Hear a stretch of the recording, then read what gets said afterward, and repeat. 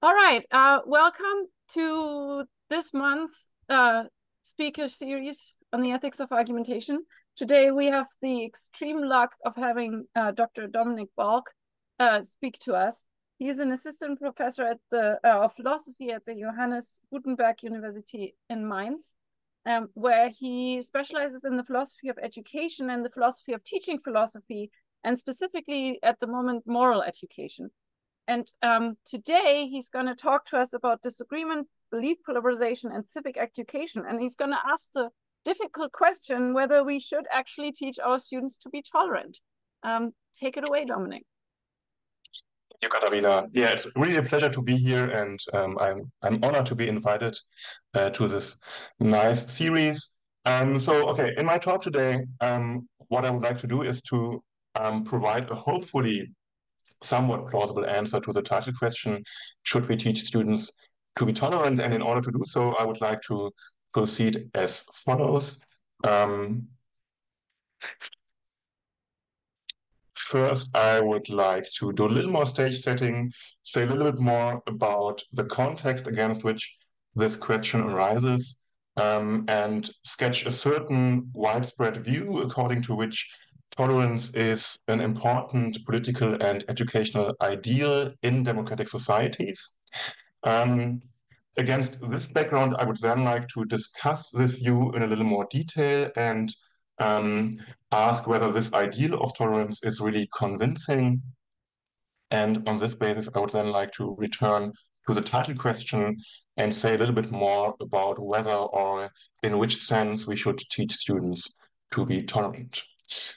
Okay, so let's start with the first step, democracy, disagreement, and the ideal of tolerance.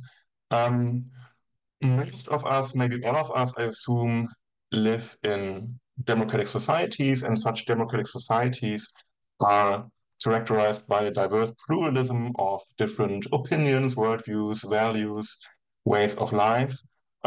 This, of course, is nothing new. It's a pretty classical observation that there is this close connection between democracy and pluralism.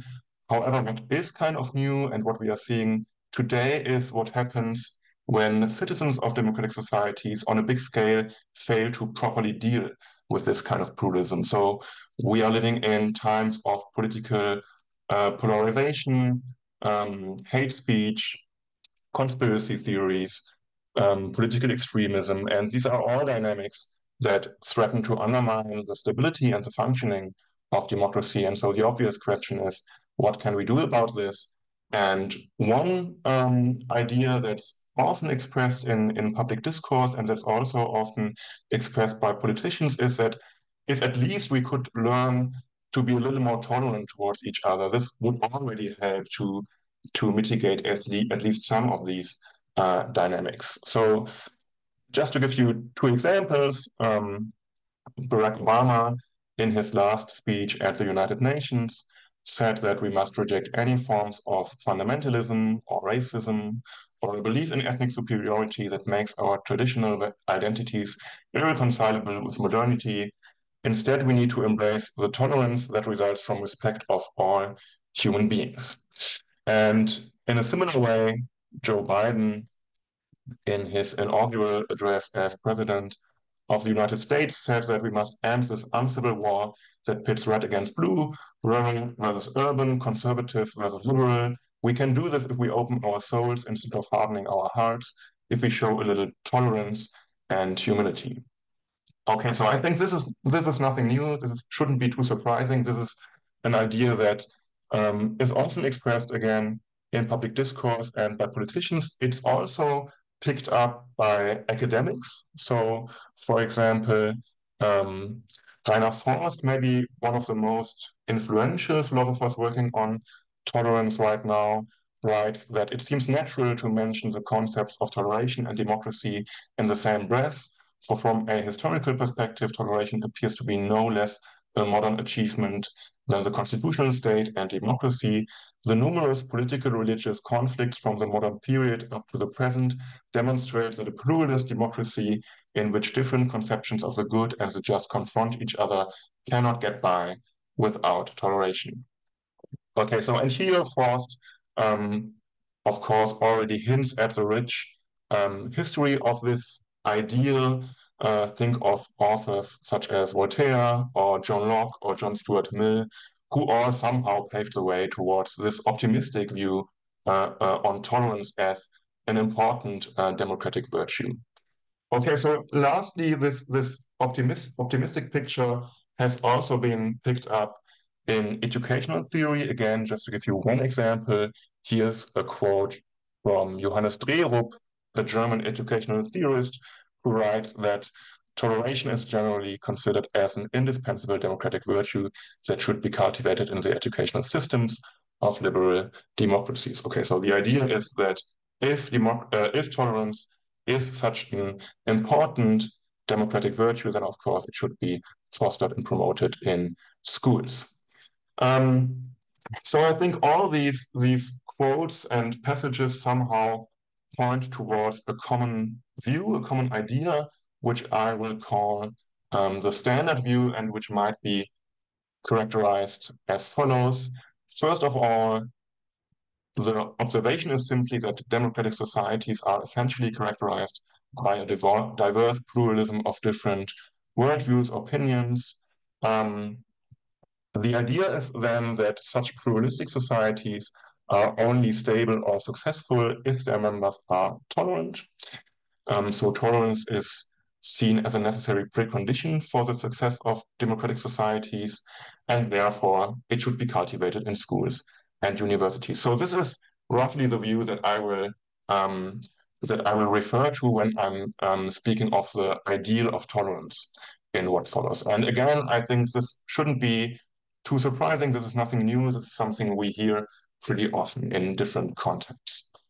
Okay, so the obvious question now is whether this ideal of tolerance is really convincing.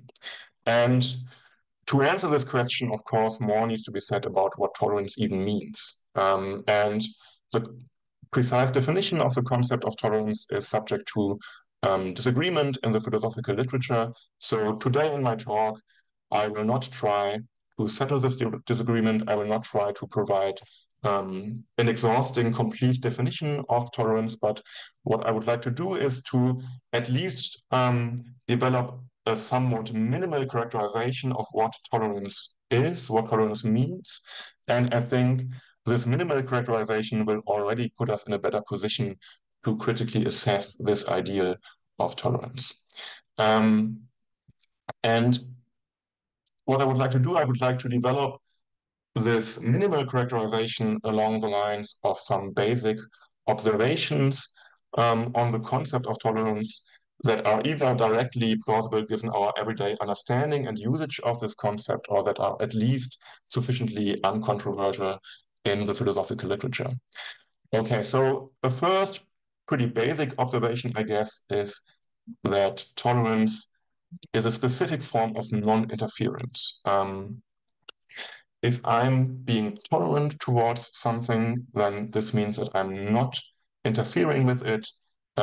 Think of slogans such as live and let live, which are usually closely associated with a tolerant attitude. So it seems to be some specific form of non-interference. And so what makes it a special form of non-interference?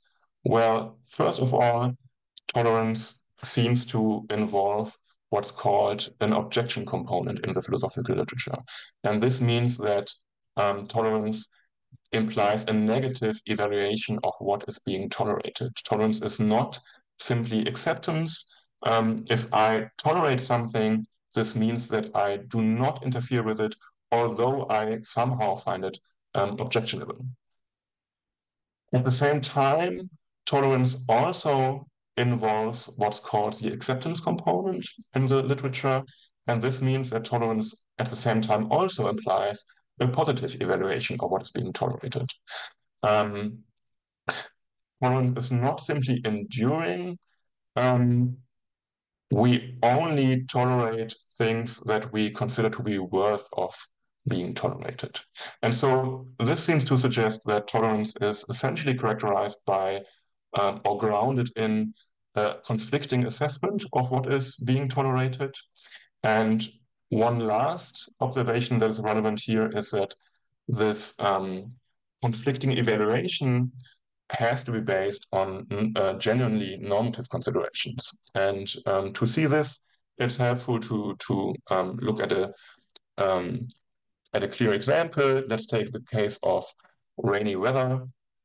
So it might be perfectly appropriate for me to come to a conflicting assessment of rainy weather. I might say something like, okay, on the one hand, it's good that it's raining because we need the water for the crops to grow.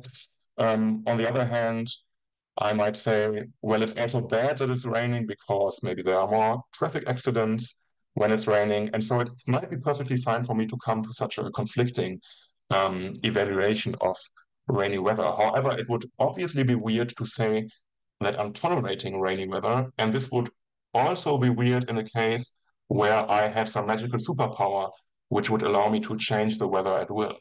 And so the explanation for this seems to be that you can't blame or praise the weather for being rainy.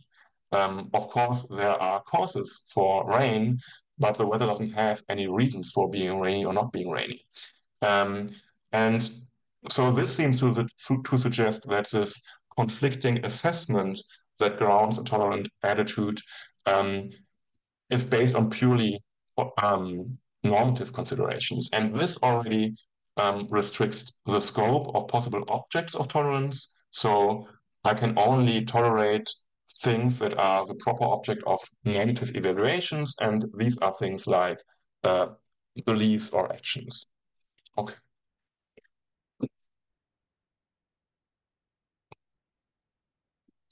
So I think if we take these observations into account, then we arrive at something like the following.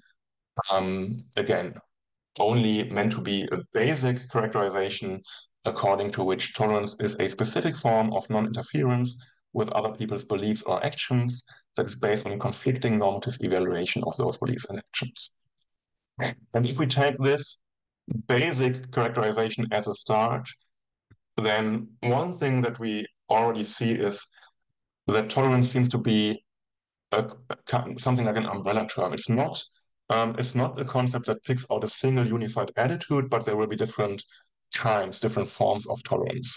First of all, depending on the object of tolerance, tolerance towards other people's actions will be something different than tolerance towards other people's beliefs.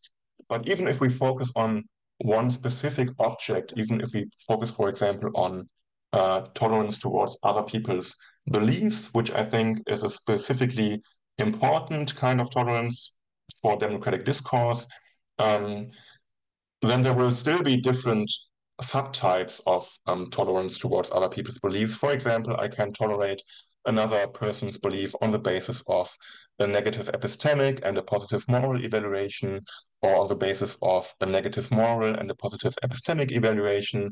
There will be purely epistemic or purely moral forms of tolerance. And of course, there might also be other dimensions of normative evaluation that might be relevant in this context. Okay, so I think all these considerations may still seem somewhat vague or somewhat abstract. So what would be a clear example, a clear case of tolerance towards another person's belief? And so let's look at some cases. Here is the first case, the case of Lily and Jack. Lily has a neighbor, Jack, who has racist views. What's more, he doesn't keep these views to himself, but stands up for them. For example, he is involved in a right-wing extremist party and organizes xenophobic rallies. Lily wonders how she should deal with Jack's racist views. On the one hand, she finds racism completely unacceptable, but on the other, she's also aware that these views are somewhat important for Jack's sense of self-worth. Okay, so what about a case like this? I think in such a case, if Lily decides to not interfere with Jack's racist views on the basis of her conflicting assessment, it would still be weird to call such a reaction a tolerant reaction. And the reason seems to be that here we have a clear asymmetry between the negative and the positive evaluation. In this case, we have substantive reasons for a very negative evaluation of Jack's views, and these are only contrasted by somewhat neglectable reasons for a positive evaluation. So here we have a clear asymmetry between the positive and the negative evaluation, and this seems to suggest that tolerance is not only characterized by a conflicting normative evaluation, but that it's also characterized by some form of balance between the negative and the positive evaluation. And so now the question is, of course, what does it mean that there needs to be some kind of balance between the negative and the positive evaluation? On a general level, I think this is pretty difficult to spell out. However, I think that at least for our present purposes, it should be enough to just look at another case and see how such a balance might look like. Okay, so here's the second case, the case of Larry and Anne. So Larry is an environmentalist and leads a group of activists campaigning against climate change. One member of this group is Anne. Larry and Anne are in complete agreement about the group's demands. At the same time, however, Anne represents these demands on the basis of a strictly religious worldview. She believes that climate change is bad because it is a threat to divine creation. Larry, who is not religious at all and considers Anne's worldview to be unjustified and irrational, ponders how he should deal with this situation. So in this case, of course, a lot depends on the details of this case, but I think there should be some rather obvious ways of spelling out the details of this case in such a way that here, if Larry decides to not interfere with Anne's beliefs on the basis of his conflicting assessment of these beliefs, then this would constitute a genuine instance of tolerance. And so here we have a more balanced evaluation, and I think that this is a kind of evaluation that will often be important for democratic discourse. This is a kind of tolerance, a purely epistemic form of tolerance. It's based on purely epistemic considerations. And I think this will be a situation that is important for democratic societies because we have to deal with other people's beliefs that we share, that we agree with, but that we think are based on irrational grounds. And I think this is a situation that is quite common. However, and in this way, I think this is a clear example of how an appropriate instance of tolerance towards other people's beliefs might look like if you spell out the details of this case in the right way.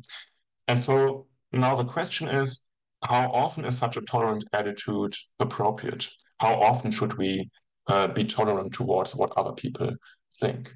And given our previous considerations, I think that it's clear that there will not be a general answer to this question.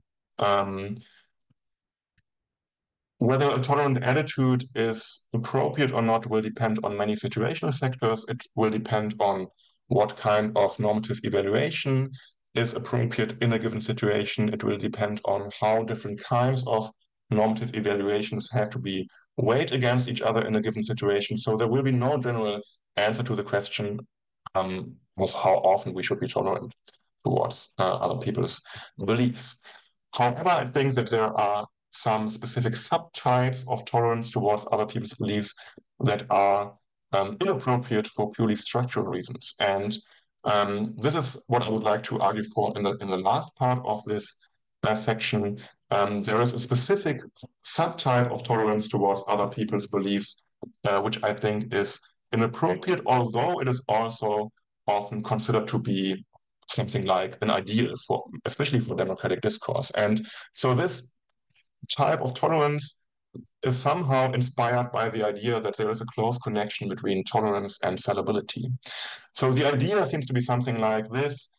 We all know that we are fallible beings, and given this, if we disagree with other people, then it might turn out that we are the ones who are actually wrong and the other person might be right. And so this is a kind of attitude that's widespread and that's also considered to be appropriate. It's also often observable in educational settings. So here, for example, is a quote from Richard Feldman, where he describes a situation in one of his classes that I think many of us who teach at the university can relate to. Feldman writes, "A few years ago, I co-taught a course on rationality, relativism, and religion to undergraduates majoring in either philosophy or religion. Many of the students, especially the religion majors, displayed a pleasantly tolerant attitude, although a wide variety of different religious views were represented in the class and the students disagreed with one another about many religious issues. Almost all the students had a great deal of respect for the views of the others. They agreed to disagree and concluded that reasonable people can disagree about the issues under discussion. Okay, so again, I think that this is a common attitude, a common reaction, and against the background of our minimal characterization of tolerance, we should be in a position to analyze this kind of reaction in a little more detail. So the idea behind this reaction seems to be something like the following. If I encounter another person's conflicting belief, I, of course, consider this belief to be false. But if I have good reasons to consider this belief to be equally reasonable or equally justified, then this gives me a reason to adopt a tolerant attitude. And so this is, again, a purely epistemic form of tolerance that's based on a evaluation of another person's belief as false but equally reasonable or equally justified. Let's call this kind of tolerance intellectual tolerance. And at first, this idea seems pretty straightforward and maybe plausible, but I think that this kind of tolerance is actually not rational. And to see this, it's helpful to have a closer look at what it means to consider another person's conflicting belief as equally reasonable or equally justified. So I think a first pretty straightforward interpretation would be to say, okay, if another person's belief is equally reasonable, this means to say that this belief is objectively equally likely to be true. And this, for example, will be in line with many externalist theories of epistemic justification. However, if this is the idea here, then we immediately see that the negative and the positive evaluation cancel each other out. In a situation where I think that another person's belief is based on reasons that are just as good as mine, and so the belief is objectively likely, equally likely to be true, then I cannot still consider this belief to be false. In such a case, it seems I have to suspend judgment. I have to give up my own belief. And if we have a symmetric situation, both parties have to suspend judgment. And this has little to do with a tolerant pluralism of different conflicting opinions. Okay, so another way to interpret this positive evaluation is to say that it simply means to say that the other person's belief is subjectively equally likely to be true. And this will be in line with many internalist readings of epistemic justification. And here I don't necessarily run into this problem here.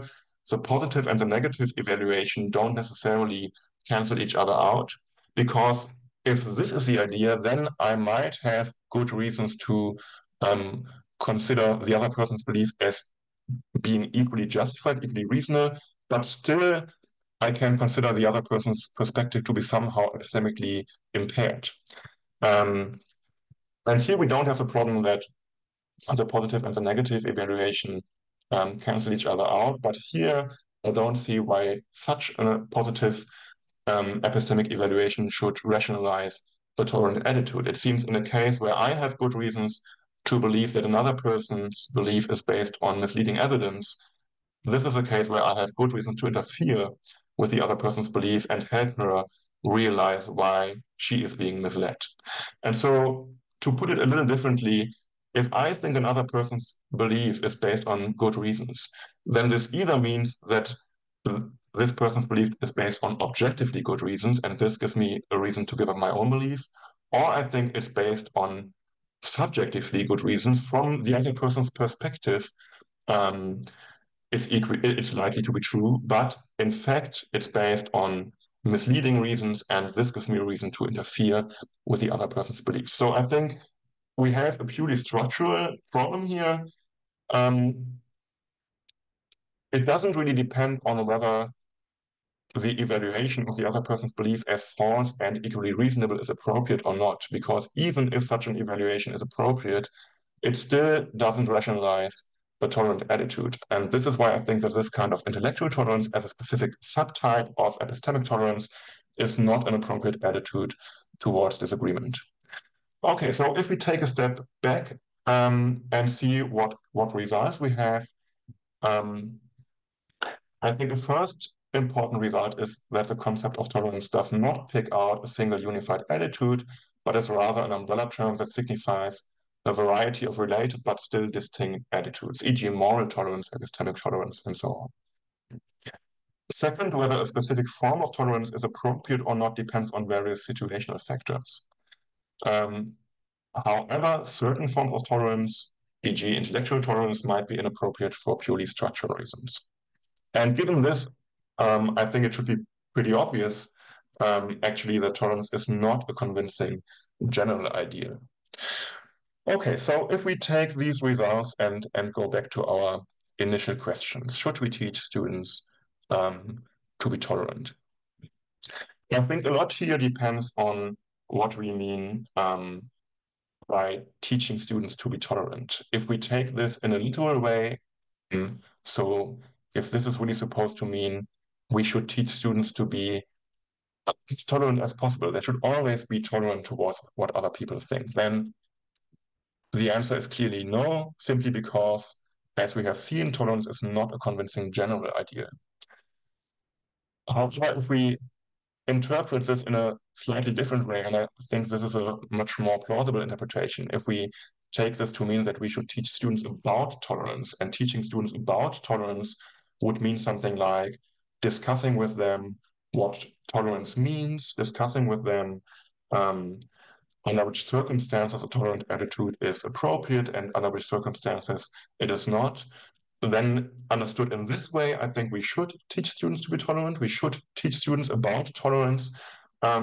First of all, because tolerance is simply such an influential and prominent ideal, so that I think it is important to reflect on this ideal in educational settings. Students should have the opportunity to critically discuss such an important ideal. But furthermore, I think a second reason why this would be important is that from a pre-theoretical perspective, laypersons and also students often confuse tolerance with a certain form of anything goes attitude. And this is problematic for various reasons. The first reason is that such a confusion gives rise to a certain dynamic that's discussed under the label of student relativism in the pedagogical literature. The idea is here that if students think that just letting everyone believe what they want to believe and just letting everyone have their opinion, if this is if this is seen as a desirable expression of tolerance, then this will immediately undermine their willingness to participate in critical discussion, to participate in rigorous argumentative exchange, because they will assume that this would be some form of intolerance. A second reason why such a confusion is problematic is that it also gives rise to inappropriate accusations of intolerance. And I think this is something we especially see from the political right now. The political right often accuses the political left of being intolerant. And I think that at least in some of these cases, these accusations are also based on this kind of confusion. If tolerance is understood as this anything goes attitude, then of course, as soon as I interfere with another person's beliefs, this is immediately seen as an expression of intolerance. However, I think that from a philosophical point of view, this is not really convincing. First of all, there will be many situations where a tolerant attitude towards what other people believe is not appropriate. And even in cases where such a tolerant attitude is appropriate, it is still based on a critical assessment of the other person's belief. So tolerance is a much more critical stance. And I think it is important to discuss these issues in class with students. However, of course, I think in the end, given all these considerations, tolerance will not be such an important educational ideal as one might maybe first suspect. Okay, so thank you very much, and I'm looking forward to the discussion.